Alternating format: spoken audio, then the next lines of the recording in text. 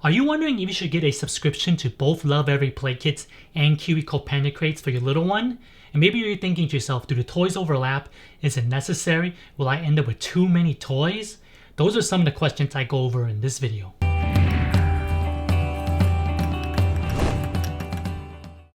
Before I dive into answering these questions, I just want to let you know I'm not sponsored by either Lovevery or KiwiCo. So both subscriptions I have are paid for out of pocket. So it'd be much appreciated if you subscribe, as it really helps support the channel and allows me to bring to you more content like subscription box reviews and comparisons or other baby and toddler related videos.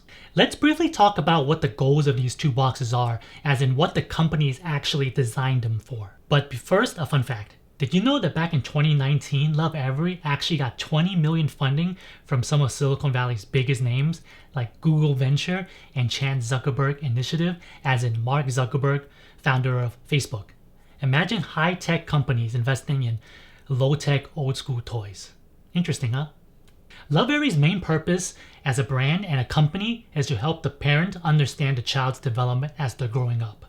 While Lovevery isn't exclusively Montessori, the toys and activities in the boxes are definitely Montessori oriented or inspired. KiwiCo as a company is oriented towards STEM, STEAM, and science. The Panda crates are grounded in science of early childhood development, made helpful, practical, and convenient for parents. As you can see, while the two companies' goals aren't exactly identical, they are very similar, as in they both have toys that are not only fun for your child, but also helps them develop. So this generally leads to the main question, do the toys overlap?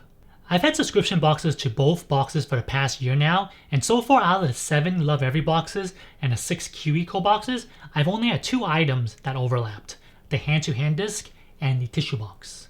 The 2 tissue boxes serve pretty much the exact same purpose.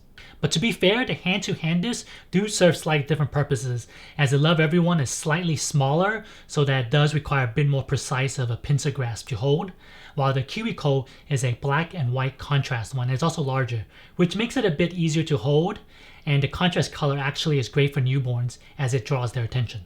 And Lovevery, for at least the earlier months, on average comes with about 7 to 9 items per box, and KiwiCo 5 items per box. If you think about it, that's quite a bit of toys that don't overlap.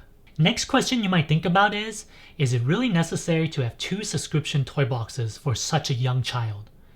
Well, I wouldn't say it's absolutely necessary, but I do think it's a much better alternative compared to buying random toys for your child. The toys included in both the subscription boxes aren't only high quality, but they also assist your child develop important skills or concepts. Which isn't exactly something I can say about that toy that you got as a gift. You know, that extremely colorful one that sings and lights up when you press a button. Another question that might pop into your mind is that, will there be too many toys, and will my child even be able to play with all of them? While I do think that getting just a single subscription of either boxes should keep your child entertained until their next box arrives, it does make things a bit easier with 2 subscription boxes. Many times when you first introduce your child to a new toy, they're just not that interested in it. This doesn't necessarily mean that they don't like the toy, but more likely that the toy might still be a bit too advanced for them at this stage. This is where having additional toys to rotate in helps keep your child's toy shelf full of toys that they want to play with. As long as you practice toy rotation, I think having 2 subscription boxes of toys actually works out fairly well. Make sure to check out my video about toy rotation if you're not familiar with the concept. And actually both these boxes are bi-monthly boxes, so if you actually time it well, you can get Lovevery boxes 1 month and KiwiCo box the next month. This way you don't have any months where your child doesn't receive any new toys. You've heard me talk about all the positives, but are there any negatives to getting both subscriptions?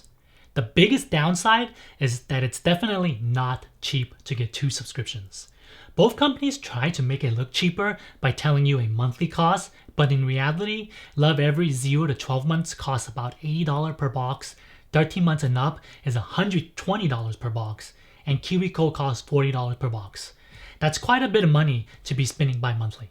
However, I do think that both subscriptions are definitely well worth the prices, as generally the items included in them would cost you more if you try to recreate the boxes and buy everything separately yourself. Hopefully this video has helped you decide if getting a subscription to both is right for you.